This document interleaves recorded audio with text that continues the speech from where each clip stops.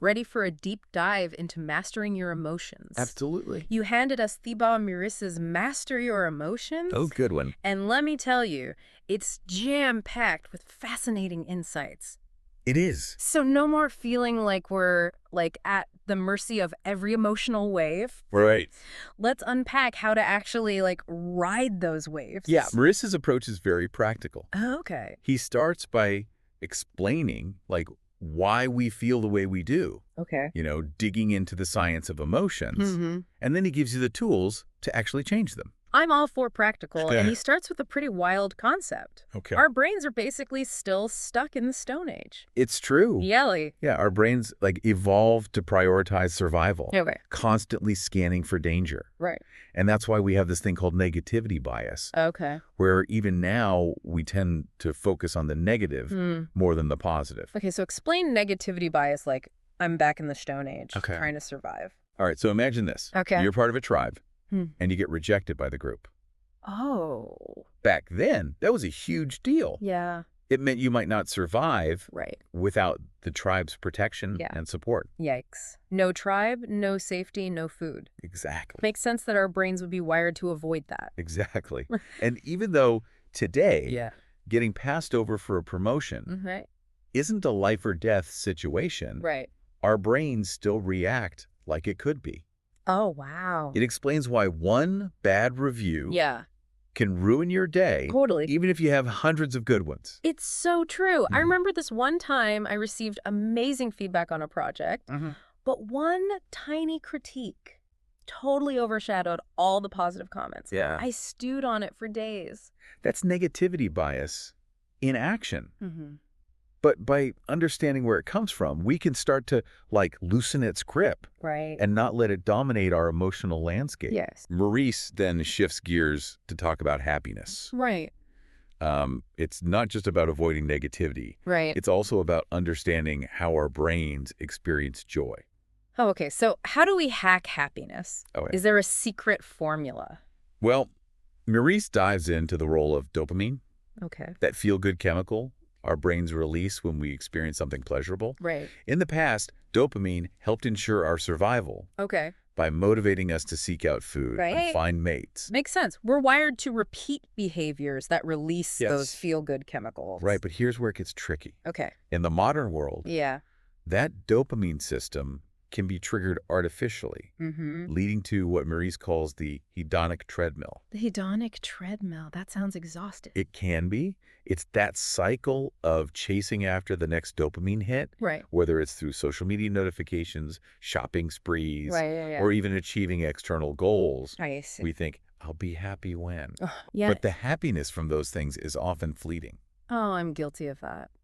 I'll be happy when I get that promotion or when I finally go on that dream vacation. Exactly. Yeah. Maurice uses this fascinating study about lottery winners and accident victims Interesting. to illustrate this point. Okay.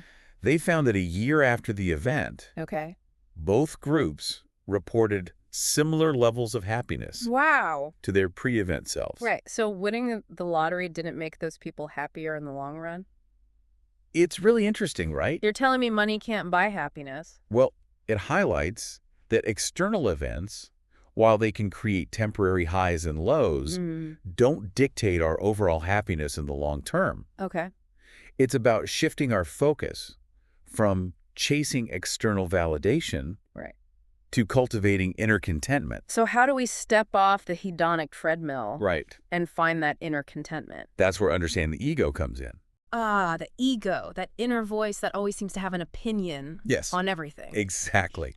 But Maurice digs deeper into what the ego really is. Yeah, okay. That self-identity we construct throughout our lives, constantly seeking validation and clinging to things to feel whole. It's like that feeling of needing the newest car. Yes. Not just for transportation, but for the story it tells about us. Exactly. Status, success, all that jazz. Precisely. And this need for an identity extends to so many areas of our lives. Our bodies, our possessions, our relationships, even our children's achievements. Right.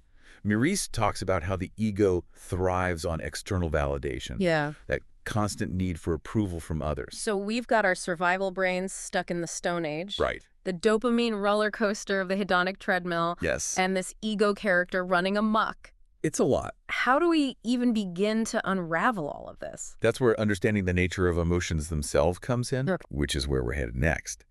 Ready to dive deeper into the nature of emotions? Let's do it. Here's a powerful insight from Uris. Think of emotions like waves. Okay. They rise, they crest, and then they fall. Right. The problem isn't the emotions themselves. It's when we resist them or cling too tightly. Okay, that makes sense. I know I've gotten totally swept under by emotional waves before. Right. But how do you actually, ride them without getting knocked down? It starts with acceptance. Okay. Uris encourages us to simply observe our emotions without judgment. Okay. Acknowledging that they are transient, instead of fighting them, Yeah. we can learn to ride them out. Okay. Just like a surfer doesn't try to stop a wave, Right. we don't have to let our emotions control us. So instead of saying, I shouldn't be feeling this way, it's more about saying, okay, I'm feeling this. What can I learn from it? Exactly. Even negative emotions can be valuable messengers, pointing us towards areas where we need to grow Right. or make changes. That's a really helpful reframe. Yeah. Instead of seeing negative emotions as the enemy, Right. we can see them as opportunities for growth. Precisely. Uris even talks about how hitting rock bottom Yeah. can be the catalyst for incredible comebacks. Wow. He uses the example of Elon Musk, Oh, wow. who has openly talked about his struggles with depression. Really? Even incredibly successful people Right. experience these challenges. Yeah. It's all about how we navigate them. Wow. Elon Musk. That's pretty inspiring. Yeah. It shows that we're all human, Mhm. and experiencing these ups and downs is just part of the deal. Right. But knowing that even negative emotions can serve a purpose makes me feel less afraid of them. That's a great takeaway. Yeah. And speaking of navigating emotions, Yeah. Uris highlights a crucial aspect Okay. that we often overlook. Mm. The mind-body connection. Okay. It's not just what's happening in our heads. Mm. Our physical selves have a huge impact on our emotions. Okay. I'm intrigued. I know there's a lot of talk about meditation and mindfulness, Wow. which I'm all for. Sure. But what else does Uris suggest? He delves into the science behind things like sleep, exercise, Mhm. and even posture. Posture. Wow. Yeah, he emphasizes that even minor sleep deprivation Yeah. can significantly impact our mood, focus, Right. and even our long-term health. I've definitely noticed that when I'm sleep deprived, Yeah. even small things can feel overwhelming. Right. I'm much more likely to get irritated or Right. feel stressed. It's like your emotional resilience takes a nosedive. Yeah. And it's not just about getting enough hours. Right. The quality of our sleep matters too. Okay. Uris offers practical tips for improving sleep hygiene, Okay. like making sure your bedroom is dark and cool, and Right. avoiding screens before bed. So those late night scroll sessions are a big no-no. Definitely not ideal for a good night's sleep. Okay. Then there's exercise. Yeah. Uris doesn't just tout the physical benefits. Right. He highlights its profound impact Okay. on our mental and emotional well-being. I know exercise is supposed to be good for you, Yeah. but I'll admit I need some motivation to get moving sometimes. Well, Uris cites this psychologist who compares skipping exercise when you feel bad Okay. to refusing to take an aspirin for a headache. Wow. It's that fundamental. Really? He even points to studies that show exercise can be as effective as antidepressants Really? in treating depression. Wait, seriously, exercise can be as effective as medication. Tell me more. They put people with depression into 4 groups: Okay. supervised exercise, Okay. home-based exercise, Okay. antidepressant therapy, Okay. and a placebo. Okay. Both exercise groups and the antidepressant group Wow. showed the highest rates of remission. Wow, that's incredible. So it's not just a temporary mood booster. Right. Exercise can create lasting change in our brain. Exactly. And the best part, Yeah. you don't have to become a marathon runner to reap the benefits. Right. Even moderate exercise, like brisk walking for 30 minutes a day, Okay. has been shown to significantly improve mood and overall health. Okay. That feels doable. I can Oh. definitely commit to incorporating more movement into my day, Yeah. even if it's just a walk around the block. Small, consistent changes can make a huge difference. Okay. Now, let's shift gears again. Okay. Uris also explores the incredible power of our thoughts and words Mm-hmm. to influence our emotions. I'm all ears. I have definitely noticed how my self-talk can either sabotage me or lift me up. It all comes down to how we're framing our experiences. Right. And the language we use plays a huge role in that. Yeah. Maris talks about how visualization, for example, can actually rewire our brains for positivity. So, like, visualizing myself acing a presentation or achieving a goal can actually help make it happen. It's about consciously directing our thoughts toward what we want. Right. Not what we fear. Right. And then there's the power of the words we use. Yeah. Maris encourages us to be mindful of our vocabulary. Okay. Replacing negative self-talk with more empowering language. He even provides specific word swaps, right? Yeah. Like replacing I'll try with I will. Yeah. It seems so simple, right. but I can see how those small shifts can make a big difference over time. It's about retraining our brains to focus on possibility and strength. Yeah, right. Not doubt and limitation. Okay. And speaking of retraining our brains, Maris is a big proponent of positive affirmations. Affirmations I've dabbled, but I'll admit I haven't been very consistent. Okay. What's Maris's take on making them really work? He emphasizes the importance of feeling the emotion, as you're saying, the affirmation. Okay. Really embodying the feeling you're trying to cultivate. It's not just about repeating words, but about shifting your energy. That makes a lot of sense. Right. I've definitely rushed through affirmations before without really connecting to the feeling behind them. It's like anything else. The more intention and consistency we bring to the practice, the more powerful the results. Okay. And speaking of powerful tools for shifting our emotions, Maris dedicates a whole section to the power of music. Okay, don't get me started on music. Right. I'm a firm believer that the right song can instantly shift my mood. Right. He talks about how music can be used to relax, motivate, and even access feelings of gratitude. Wow. He even suggests creating playlists for specific emotional needs. I love that idea. A playlist for feeling confident. Yeah. One for when I need to de-stress. Yeah. One for sparking creativity. It's like creating a soundtrack for your life. And it all comes back to conditioning our minds. Yeah. By repeatedly exposing ourselves to positive inputs, whether through music, affirmations, or even choosing to focus on the good. We can train our brains to experience more positive emotions. Okay, so we've covered a lot of ground here, from the mind-body connection to the power of our thoughts and words. But what about actually changing those pesky negative emotions? Right. What tools does Maris give us for that? That's where the rubber meets the road, exactly where we're headed next. All right, so we've covered a lot of ground. We have. The science of emotions, the role of the ego, the mind-body connection. But now for the million-dollar question, how do we actually change those negative emotions that seem to stick around like unwanted house guests? Yeah, that's where the rubber meets the road, as you said. Maris gets down to brass tacks. In this last part. Offering practical strategies you can use starting today. Okay, great. He starts by breaking down how emotions are formed. A process, he calls. The interpretation, identification, repetition cycle. Interpretation, identification, repetition. Sounds like a mouthful. Break it down for me. It's actually pretty straightforward. Let's say you get passed over for a promotion. Oh, yeah. You might interpret that as, I'm not good enough. Ouch. Right. Yeah. You identify with that interpretation, I'm a failure. Right. And then you replay that story in your mind. Strengthening the feelings of disappointment and self-doubt. Right.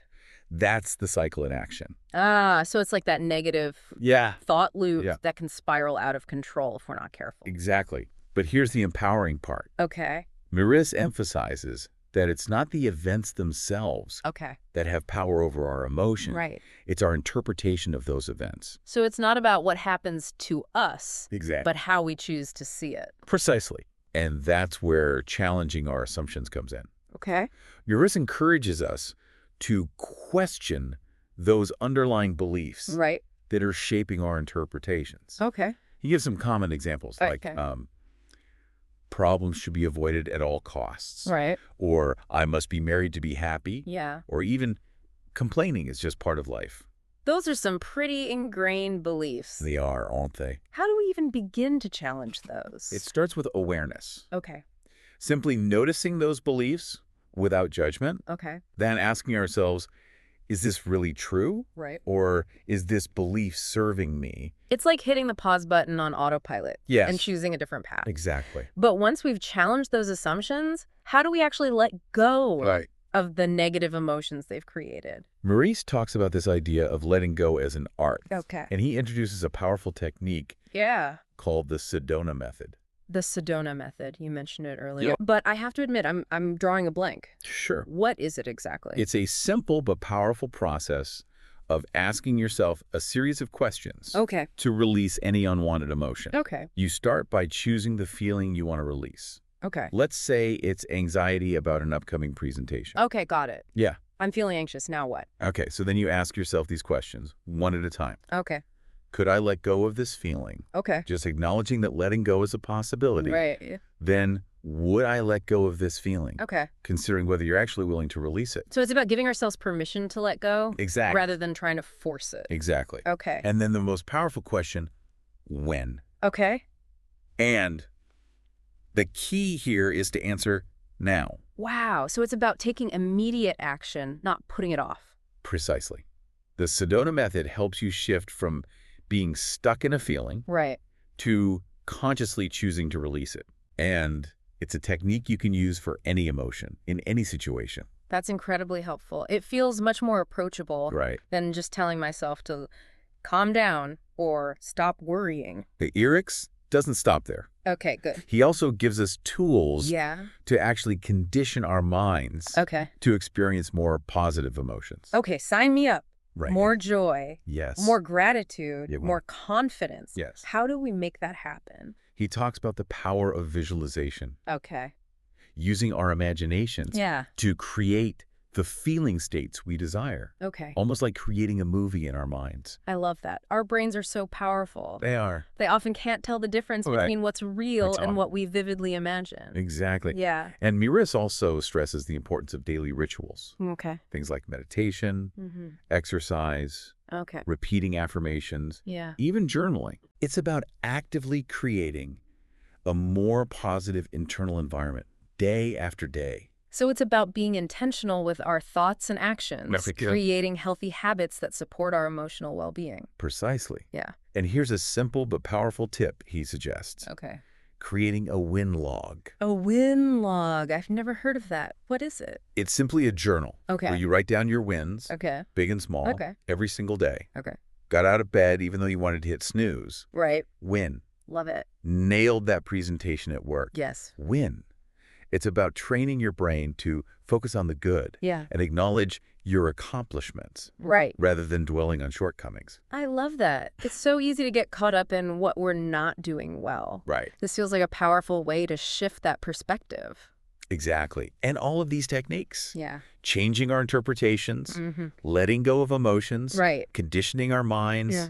They're not one-time fixes. They're ongoing practices. A journey, not a destination. Beautifully said. Yeah.